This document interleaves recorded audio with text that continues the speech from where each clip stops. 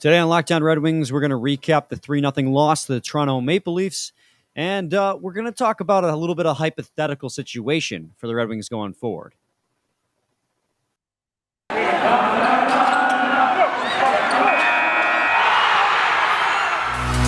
You're Locked On Red Wings, your daily podcast on the Detroit Red Wings, part of the Locked On Podcast Network, your team every day.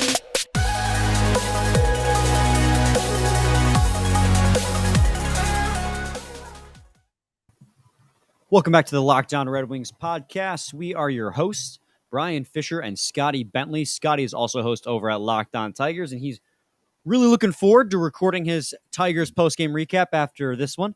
Brian gave me an option of the Tigers game ended right when Brian got home and was able to record this, and he gave me a choice, and he said, do you want to just get the Tigers one over with? And I was like, no, actually, I very much don't want to record a Tigers show tonight, but I will, and I'm pushing it off. So this is my recovery time, is Locked On Red Wings. You're using Lockdown Red Wings to get right, so to speak. Correct. Get your it's my get right game. Unfortunately, the Red Wings lost 3-0, so I don't know how much it's going to help you recover your mentality. There's a huge difference between going into a game you expected to get crushed in, losing, but not getting completely embarrassed, and then okay, we were supposed to lose. Everyone thought we were going to lose. We lost. So what? Versus whatever the hell just happened in Minnesota on a baseball field. Yeah.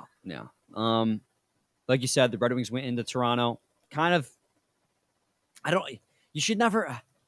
A good hockey fan would never expect a loss. You're always rooting for your team to win.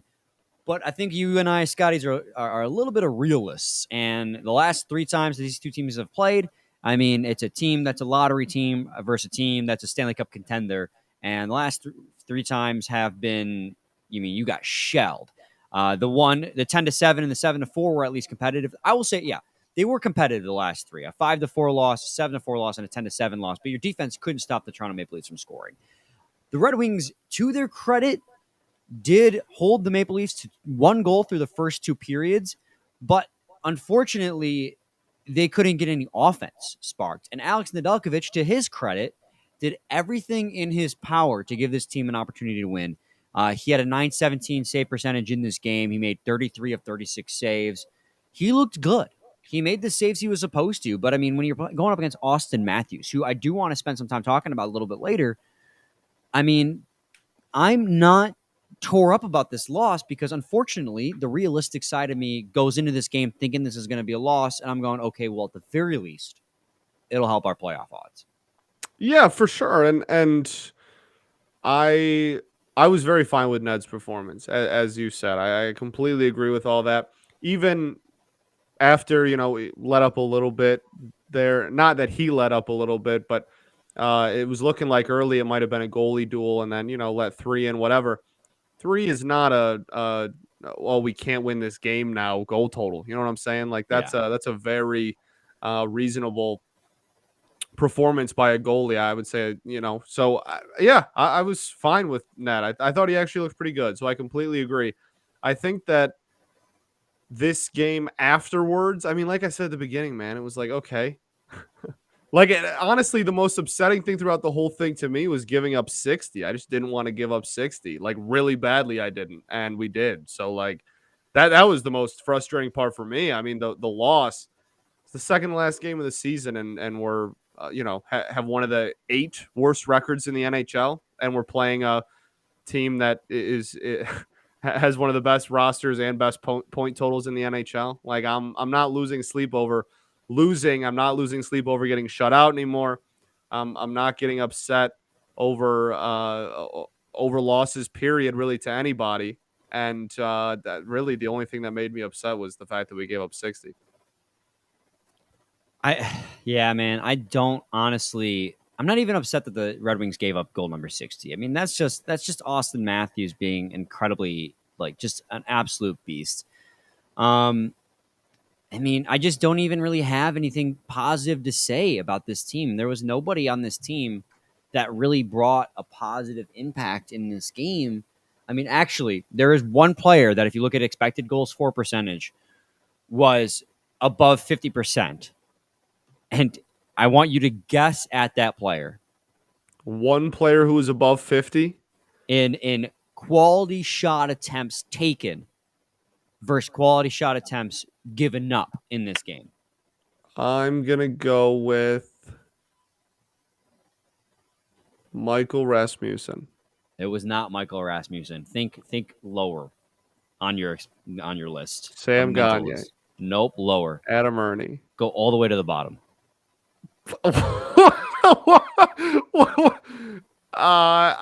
What are we doing here? Danny DeKeyser had an expected goals for percentage. Honestly, if you said go all the way to the bottom, Danny DeKeyser would have been my last guess. I would have gone through every single forward before I even started at the defense. Yeah, that would have been a 30-minute show of me just guessing names. So Danny DeKeyser had expected goals for percentage in this game of 56.02 and relative to his teammates 36.96. Wow. He was your best player in this game, and according to Hockey Stat Cards, I'll throw that up there for you, boys and girls. He was the third best player on the ice. Lucas Raymond, unsurprisingly, was number one. Olli Juolevi was your second best player and expected in Hockey Impact Card. No one on this team had a positive offensive impact. No duh. The team scored 0 goals. But Lucas Raymond, Olli Juolevi, Danny DeKeyser, Kyle Crisculo, Taro Hirose, and Mitchell Stevens all had positive defensive impacts. A few of those guys had positive miscellaneous and individual impacts. But I do want to, again, shout out Olli Juolevi. And I don't know what everyone else is seeing or what the coaches aren't seeing in him that I am seeing, or vice versa, whatever I'm trying to say, that he's not getting a lot of ice time in these games. And I know that historically he has not been a good defenseman, and historically he's been injury prone. But in his, 8 games with the Red Wings, he's been a positive asset when he is on the ice. I don't know if it's coincidental, but when he is on the ice, the team plays better. And I'm not saying he's some game-changing talent. I'm not going to go that far. But ride a hot hand. Give him more ice time. And maybe that's why he finally has gotten 2 more games in a row. But, I mean, again, he's second on the team in expected goals for percentage in this game. Again, he's third on the team in expected goals for percentage in this game with 45.56. He's third on the team in Hockey Impact Cards. I mean, this is a guy who isn't great. Like, I'm not trying to say he is, but if he's one of the few players that are having a positive impact on the ice, I don't care what his history says. Give him minutes. Even though he only played 8 minutes in this game, I think he played the least amount of minutes. At least he was effective in those 8 minutes, even if it was sheltered. Like, the expectations are so low. If a player's playing halfway decent, just throw him out there. Yeah, especially on that side of the puck. But, and like, even more so, I don't care what his history says. His history doesn't say he's a bad player. He says he's injury prone. That's it. Right. His history just says that he hasn't gotten too much playing time. So, like, I even more so, I think that we should have been playing him a lot more, really, ever since we acquired him. And we only got 1 game left in the season now, so who knows? But yeah, it'll be an interesting offseason to see those mid-season pickup guys where they all end up. Listen, I'm also not trying to say I'm like armchair GMing this. I'm not trying to say Olli Juolevi is the future of this team. But, I mean, he's still incredibly young. He's only 23 years old. He was taken 5th overall in that 2016 NHL draft. So he could still have time to develop. He's had a lot of injury issues. Why not give him the chance now, late in the season? And they clearly have a little bit. Granted, it's sheltered minutes. Again, only 8 minutes on the ice. But, the expectations are non-existent at this point. See what he's got. That's why, again, I'm advocating for Magnus Hellberg, because I don't care. And that sounds so bad. But, at this point, You're not playing for anything other than to see what your players got. So play the players and see what they got. That's why Turner Allison played in this game. And guess what? Turner Allison, the team got shelled in this game. I mean, the Toronto Maple Leafs again, Stanley Cup contender. But Turner Allison in his first ever NHL game at 29 years old. Second best player on the team, expected goals for percentage, 45%. I mean, again, no one had a great game in this game, but of the players who played on the Red Wings roster, he was the second best. So, listen, I'm all for at this point giving players chances to play and seeing what they got. That's what rebuilding teams do. That's what rebuilding teams do, especially when they're down and out. I mean, I know we got to get to a break, but the amount of AHL talent that played in tonight's game is incredible to me. You had Taro Hirose, you had Kyle Kriskulo, you had Turner Elson. I mean, on most NHL teams, Oliu Levy's not an NHL player, and I just talked about giving him as much time as possible, but history has stated he's not getting a ton of NHL minutes. Osterley, I don't even know if Osterley is an NHL caliber defenseman on most teams. I mean, the amount of players on this roster that wouldn't even be on an NHL team in other franchises and organizations is stunning. So, no, I'm not shocked. I'm not broken up about a 3-0 loss. I'm just give people ice time. I mean, see what any player can do. See if anyone's got any upside that you haven't tapped into yet, because this is the team. And you got New Jersey on Saturday. You just beat them last week. Maybe you can do something against New Jersey, or do you even want to do something against New Jersey? I don't even know. Like feels like such bad podcasting right now, Scotty, because like you obviously want to get the best chance available, and the Ottawa Senators are only 1 point behind you. You can move up, get a slightly better percentage chance, but like, does the percentage chance even matter? I'm so just down and out on the way this team finished, and I know we're rebuilding, and I'm keeping that in mind. But since the All-Star break has just been so rough to sift through, just so rough to sit here and watch, giving up 4, 5, 6, 7, 8, 9, 10, 11 goals a night, man. It's just been rough. It has certainly been rough, brother. It's had some moments, though. I do want to say that. It has had some moments. But yeah, I've rambled. I feel heard now, Scotty. Thank you. I feel heard. I'm so happy. Happy. That was some rambling right there. Banner. Good call. Scotty Bentley. Boom. Nope. Boom. Top tier podcast. I was like, is he not going to put it off? Like, what? Today's episode is brought to you by HelloFresh. With HelloFresh, you get farm fresh, pre-portioned ingredients and seasonal recipes delivered right to your doorstep. Skip trips to the grocery store and count on HelloFresh to make home cooking easy, fun, and affordable. That's why it's America's #1 meal kit. I've used HelloFresh myself, guys, and I got to say, it's really awesome. Just like it says in the ad read, they give you pre-portioned ingredients. They give you a cooking card. They tell you how to cook it. All the steps are right there in front of you. It's super simple, and the meals are delicious. They had me trying things I had never tried before food-wise, and there wasn't a single meal that in the end I was like, I didn't like this. I mean, the best meals for me were always, got to go with the burgers. There were some burgers that the cheddar was on the inside. And Scotty, let's be honest, I don't cook. I never have done it on my own. But I'm thankful for HelloFresh for having me do that and having it so simple and easy to follow along with the recipes. HelloFresh's chefs really know how to diversify the menu, and seasonal recipes like salmon limon and pasta primavera. Pick your favorites from 50 different weekly options and skip weeks when you need to. Change your delivery date or update your preferences all in the HelloFresh app.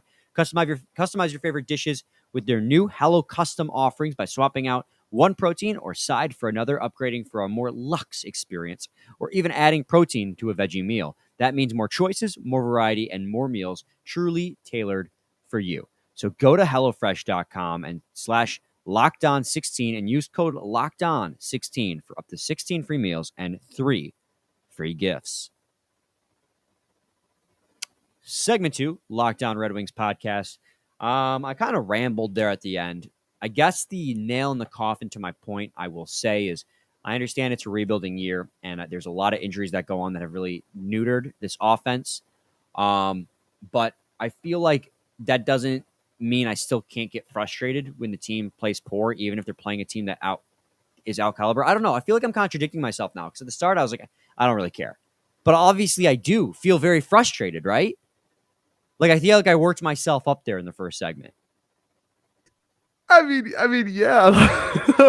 like, yeah, a little bit, maybe. Yeah. Like, look, man, I think that there is something to be said for both being true. You can continue to be frustrated. We've been frustrated for 2 months. Yeah. This has been treacherous second half. This has been a horrid second half from a first half that was pretty exciting and put a lot of optimism into people. So that doesn't have to go anywhere.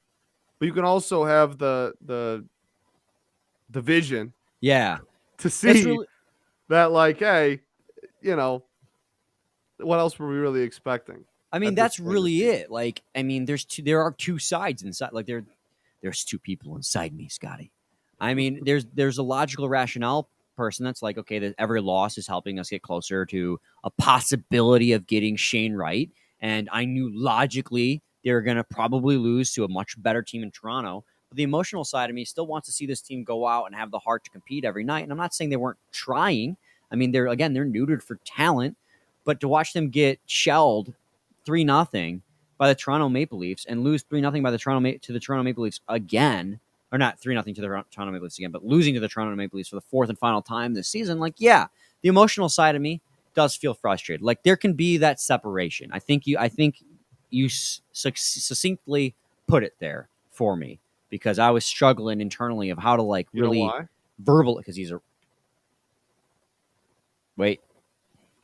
writer. There it is.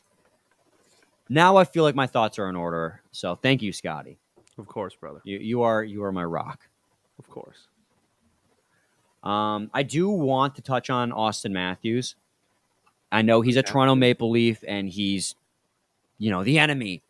But I do think Auston Matthews is the favorite to win the Hart Trophy. And I think what Auston Matthews has done to the game has and continue to be an incredibly positive impact.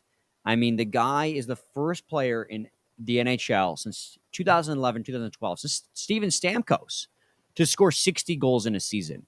And I know he plays for Toronto, but he's an American. And the fact that an American player is this dominant is going to be incredible for growing the game in every aspect. Yeah, and the fact that he plays for a Canadian team too, right? Like, Yeah. even on top of all that, I mean, he is a perfect bridge yes. for Americans and Canadians to both kind of like be on his side a little bit. And I know, like, all the rivals of Toronto are going to be anti him, and like we obviously like aren't supposed to like him, and we don't like him because he's a Maple Leaf and whatever.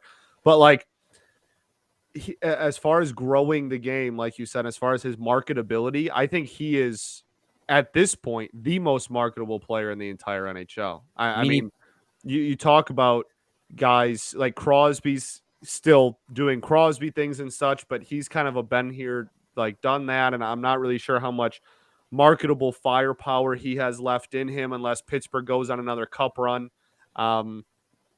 Ovi will always be marketable, but like, again, he's a guy that's been marketable for well over a decade. A little less marketable at this moment for Right, for sure. certain reasons. And I mean, McDavid, like, everybody knows McDavid, top two most talented hockey player most people have ever seen in their lives, but it kind of has the personality of a wooden plank. Like, there's a lot of people that have either come and gone and had their time or are here now, but maybe don't have the marketability. And him being an American that is the best player on a Canadian team, arguably the Canadian team, like, all of that together makes for a really marketable person. And I agree. As much as, I mean, I don't want the dude to succeed, right? He plays for Toronto, but I hated the fact that we gave up 60 tonight.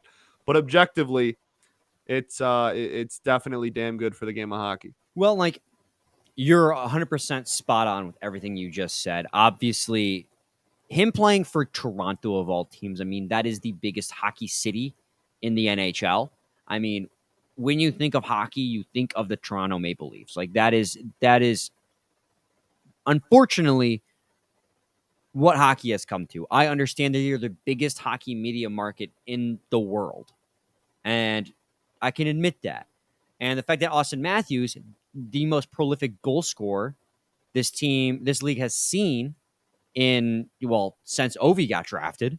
Ovi's still doing Ovi things, by the way, not trying to discount what Ovi's doing or what Connor McDavid is doing, but he's the first player in 10 years to hit 60 goals, and that he's an American. like you said, mixes the both of those. I just hate that he plays for Toronto. Like an American player who's that good plays for like the worst possible team to play for. Like he plays Yeah. for like the one Canadian team, the one team in the NHL I think everyone dislikes. But like you said, from a marketability standpoint, that is the perfect team for someone like Auston Matthews to go to. And I think that is like if the NHL is smart, they'll continue to market. And I think they have been marketing the Toronto Maple Leafs. They've always marketed the Toronto Maple Leafs more than any other team. And I think having a guy like Auston Matthews on that team, it really, really helps that as well. So I think that Auston Matthews being on the Maple Leafs can help grow the game. But I admit that begrudgingly. I'm not happy to admit that, but it's just the truth. That's pretty much everything I said, right? Like it's, we're not supposed to talk good on it because, but at the end of the day, as far as the entire game of hockey and the NHL and all 32 teams, it's objectively good for the sport. I mean, kids are going to grow up looking at Auston Matthews thinking, I want to be Auston Matthews, especially Americans. That he is the perfect bridge of both of the two, prominent countries in the sport. He is the bridge of America. And because we've had plenty of Canadians come over, obviously, forever. We've had every star is a Canadian, right?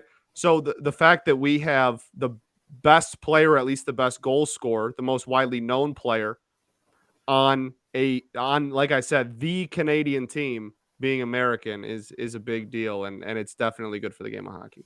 I completely agree. Still pissed it happened against us though, and I'm also really upset that he plays for Toronto. Yeah, I get it. I logically, again, it's that logic thing, but the emotions, like, why did it have to be Toronto? Why Toronto have to get like the American player? Like, come on. But that's just me being a salty American. Got to talk to you guys today about Built Bar. Got to try their puffs if you haven't already. You're missing out on one of Built Bar's best tasting protein bars. Did it go up? It did. Okay, cool. Puffs are the first ever protein-infused marshmallow. They're fluffy. They're marshmallowy. They're not just a protein bar. They are a treat, and they're covered in 100% real chocolate. Puffs are a fan favorite with incredible flavors. Yummy, cinnamon churro, coconut marshmallow, banana cream pie. So good, they are going to be your new favorites. All Built Bars are covered in 100% real chocolate, and that includes those puffs. Go to Built.com and scroll down their macro chart. You'll be blown away. High protein, low cal, high fiber, low carb. Most Built Bars contain 130 calories, 4 grams of sugar, 4 net carbs, and 17 grams of protein. Compare that to a candy bar, which usually has around 240 calories, 30 grams of sugar, and dozens of net carbs. At Built Bar, they are all about the taste. They make it taste delicious first, then figure out how to make it healthy.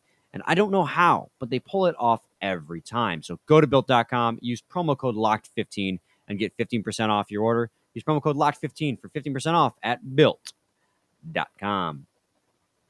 Segment 3, Lockdown Red Wings podcast. Scotty and I are going to transition now from talking about the Maple Leafs game. Steven Stamkos, for the first time in his career, and just wait, guys, there's going to be a Red Wings twist. Steven Stamkos, for the first time in his career, hit 100 points.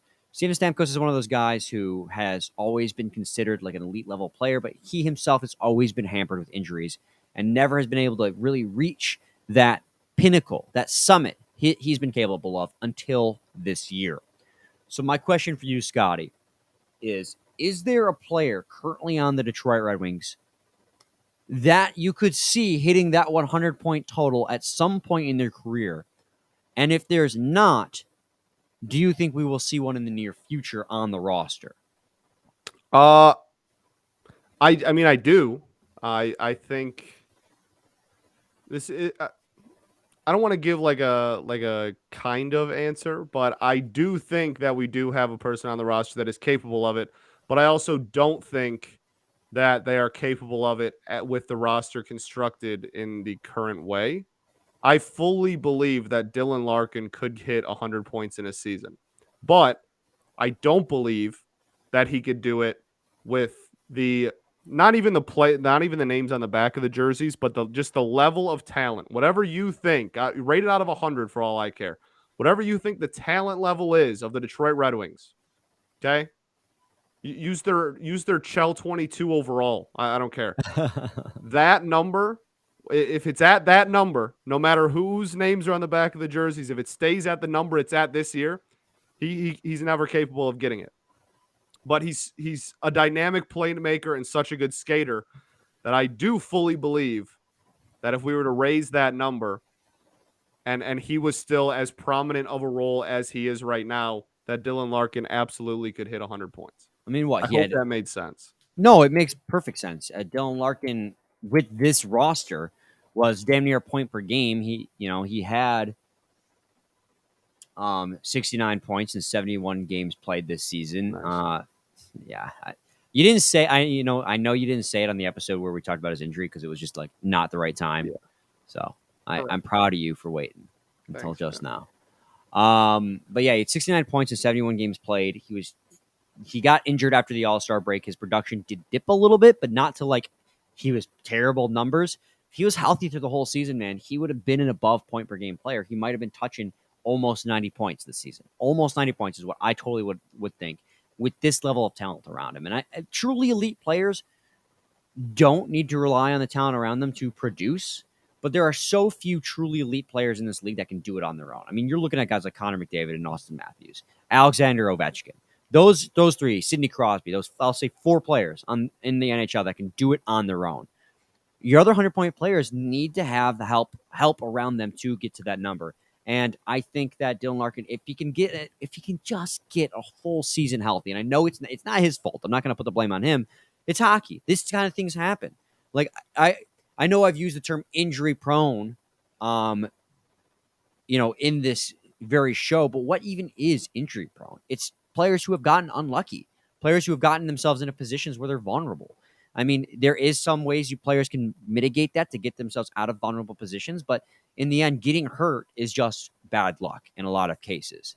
So what even is getting injury prone? So if he can just remain healthy for a full season and we can improve the talent around him a little bit, yeah, I agree. He could be that 100-point player, but outside of him, I don't think there is anyone that could have that potential of being a 100-point player. And granted, Raymond's rookie season, he maybe could, but I don't think he's. I don't know. I don't I want to think I commit to that agree yet. with that, but like you don't need a team full of 100-point No, players you to win a don't. cup. Absolutely Like, not. no, I think I probably agree with that. But I think the biggest thing that would attribute to Larkin getting there would be putting just an absolute sniper on left wing with him, right? If you could just get a guy that can just snipe Selly. He's just going to get pucks deep. He's going to take slappies at the net. That's it. Just pure sniper. It doesn't even have to be like, like I'm not asking for Ovechkin. Like I just want somebody out there that can, for a full season, be a really productive pure goal scorer and pure sniper. I think Larkin could get there. I do. And I Wow. don't think it would be too difficult. I'm not saying he's going to put up like 140, but Yeah, like let's I be don't think 100 it points would is be incredibly like hard to reach. right. It is. I don't think that it would be like, oh, he's laboring out there to try to achieve this. Like I think it would come pretty naturally, I guess is my point. And the team doesn't even have to be that good to accomplish that. I mean, if you put him on a line with Raymond as he continues to grow over the next couple of years, and then on the other side, get him, a real true sniper. It's going to come down to converting on the assist with him. We pretty much know what his ceiling ish is with goals. So I think that's probably the biggest would be the biggest contributor to him getting that total. And I don't think it's that far fetched as some people might think. But Yeah, it and comes a lot down to who's around him more so than really anything else. I actually think that the Red Wings might have that guy you're describing on their team, but you also need that player to be able to play a full season. And Jacob Vrana, I mean, that's a guy so far in his 2 partial seasons with the Wings will score from anywhere on the ice. Anywhere on the ice. And I mean, if you put that with a guy who's, a 50-50 guy like Dylan Larkin, who gets half of his points via goals and half of his points setting up his teammates. Right. I mean, that could be your catalyst to launching Dylan Larkin across that 100-point threshold, but that would also require actually putting them on the same line. Novel concept. I know. Is something that we have, for whatever reason, are very adamantly against. Yeah. Would you like us to do a tankathon spin. It's been a minute since we've done it. We've been very talkative the last I few would love to episodes. do a tankathon. So the Red Wings odds have been updated on here. They are now 8th best odds. They have a 6% odds according to Tankathon. Let's start simming that lottery. Is it zoomed in enough for you? Yeah, you can see it. Yeah, I think it's good. This is 1. Stayed at 8. 2, 8. 3, 8. 4, 1. There you go. 4 chances it took it to jump up 7 spots to number 1. There you go. We'll take 4. I'll take it. That was a little bit of fun there. Okay. Any final thoughts? Can we just talk for another half an hour so I don't have to leave and go do the Tiger show? Listen, man, it's the end of the show. If you want to take a couple minutes to vent, go for it. No, I kind of just want to save that for the show. Gotcha. Did we see Andrew Chafin in that game? No, we didn't. No. Javi Baez, though. Thumbs up. God mode. Yeah, that's the silver lining, I guess. It was horrible. We ball, though. We ball. You and I, we ball. We ball. We'll be back with a new episode tomorrow. Same time, same place. It's your team. Every day. Every day.